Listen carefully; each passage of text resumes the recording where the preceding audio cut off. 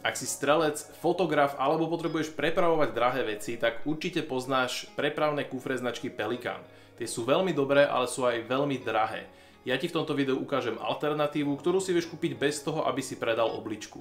Sú to kufre značky Tsunami, ten, ktorý je tu teraz za mnou, má označenie 933-615 a musím poďakovať obchodu blackmarket.sk, ktorí mi tento kufor poslali na recenziu. Oni sú vlastne aj predajcami tejto značky na Slovensku. Tie kufre, ktoré oni ponúkajú, majú od úplne takých maličkých, ktoré sú vhodné napríklad na nočné videnie, až po veľké dlhé kufre, ktoré sú vhodné na PRS pušky. Link na kufor a na ich e-shop nájdeš dole v popise videa. Odporúčam ti, skoč na ich web a popozeraj, čo všetko majú.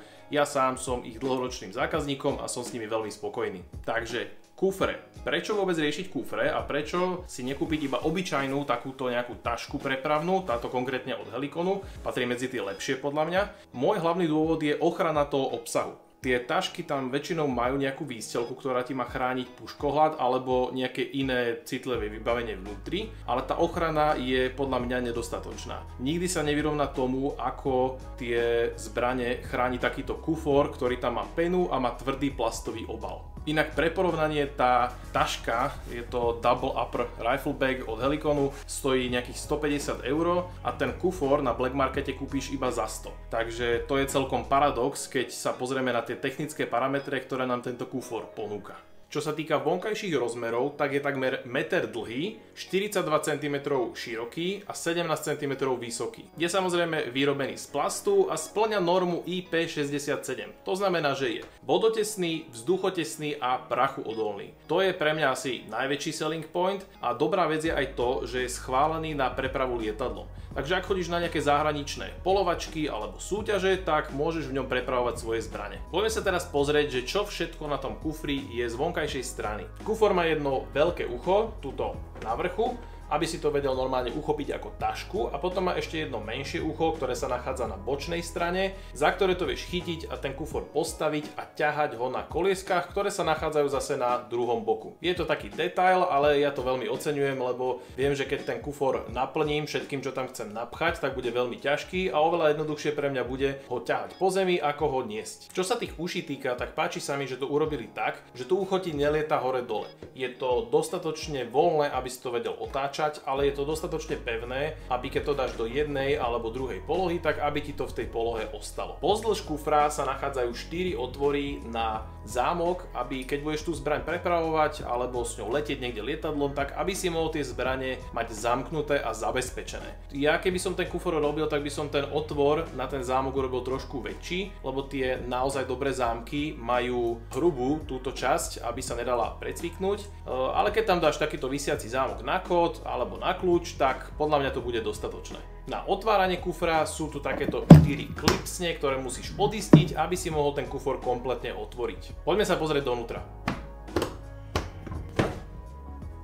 Keď kufor otvoríš, tak máš k dispozícii priestor 93 cm dlhý, 36 cm široký a asi 15 cm vysoký. Vnútrajšok je vyplnený takou špeciálnou penou, ktorá je narezaná na štvorčeky, ktoré si vieš po jednom povytrhať a vytvoriť si teda ideálny priestor pre to, čo tam chceš dať. Tým, ako je tá pena spravená, si vlastne vytrháš tie štvorčeky a urobíš si priestor na mieru. Keby si v budúcnosti menil zbraň alebo nejaké komponenty a potreboval by si tú penu mať usporiadanú inak, tak určite ti dochádza, že to je nezvratný proces. Keď tie štvorčeky vytrhneš, tak už ich nevieš vrátiť späť. Ale nie je to žiadny problém, lebo celý ten insert, celá tá vložka penová sa dá normálne dokúpiť. Super vec je, že tá pena je v 2 vrstvách, takže vieš tam mať buď nejaký väčší predmet, ktorý potrebuje väčšiu hĺbku, alebo si vieš urobiť 2 poschodia. Musím povedať aj to, že tento spôsob úpravy tej peny je ako keby vyšší štandard a nachádza sa napríklad v tých Pelikan caseoch,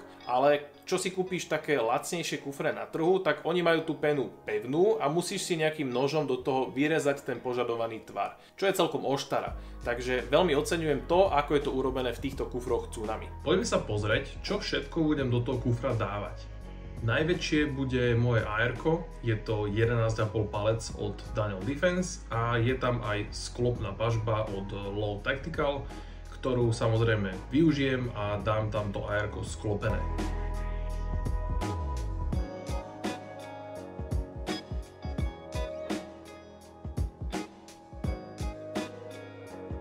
Potom tam budem dávať tento dlhý upper s presnou hlavňou a s optikou.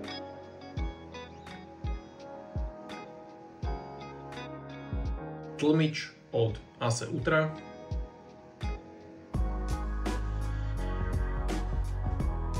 A nakoniec nožičky od Magpulu na QD-čkovej montáži od ADM. Poďme sa pozrieť na postup. Ako úplne prvú vec si musíš tie veci na tú penu poukladať a vyskúšať, že či ti to tam sadne a či všetky veci, ktoré tam chceš dať, sa ti tam vôbec vojdu.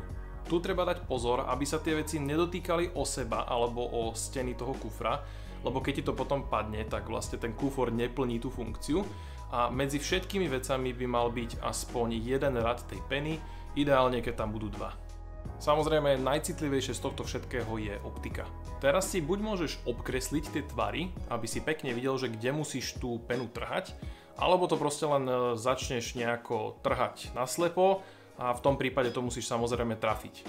Dobrý trik je dať si tam tú pušku, zatlačiť ju tam mierne a tá pena pod tou puškou sa ti tak zľahne, takže budeš vidieť, že ktoré časti peny vlastne musíš vytrhať. Ako prvý tam dám ten dlhý upper s optikou.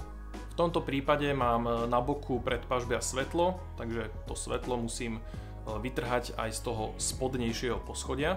Na optike mám zase throw lever, čo je tá páka, s ktorou si šteluješ priblíženie na tejto variabilnej optike a ten throw lever vytrča, takže opäť musím z toho spodnejšieho poschodia vytrhnúť nejakú penu. Počas toho, jak vytrhávam tú penu, tak priebežne tam prirovnávam ten upper, aby som videl, že ako mi to tam sedí alebo nesedí. Keď to mám, tak ho tam vložím a otestujem, že či je to OK. Upper máme hotový a môžeme ísť na nožičky. Pri tých nožičkách je mi výhodnejšie dať si ich takto bokom, aby som ušetril miesto na tlmič a v podstate stačí mi vytrhať odtiaľ iba jedno poschodie, aby mi kúsok z tých nožičiek trčal a aby som to vedel dobre vytiahnuť. Tie nožičky mám na rýchlo upínacej montáži od ADM, kvôli tomu, že ich viem prehadzovať medzi viacerými puškami. Tu budem musieť vytrhnúť aj kus spodného poschodia kvôli tej sklopenej pažbe. Začnem ale úplne na vrchu. Inak, ak by ťa to zaujímalo, tak tá 11,5 sa tam vojde aj bez sklopenej pažby, ale keďže tú sklopnú pažbu mám a chcem tam dať ešte iné veci, tak som to samozrejme využil.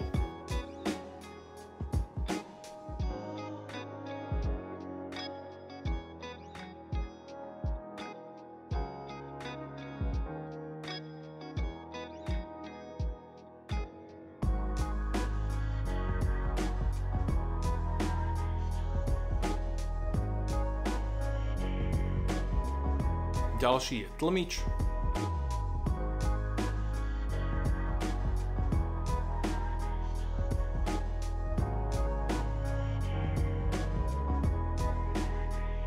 No a takto to vyzerá, keď to je už komplet hotové.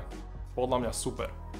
Keď to celé zhrniem, tak za kilo máš uzamykateľný, vodotesný, vzduchotesný a prachu odolný kufor a to je podľa mňa super deal. Ak sa ti ten kufor páči, tak utekaj na e-shop blackmarket.sk a rýchlo si jeden uchmatni, lebo čo som počul, tak idú ako teplé rožky. Ďakujem za sledovanie a vidíme sa pri ďalšom videu.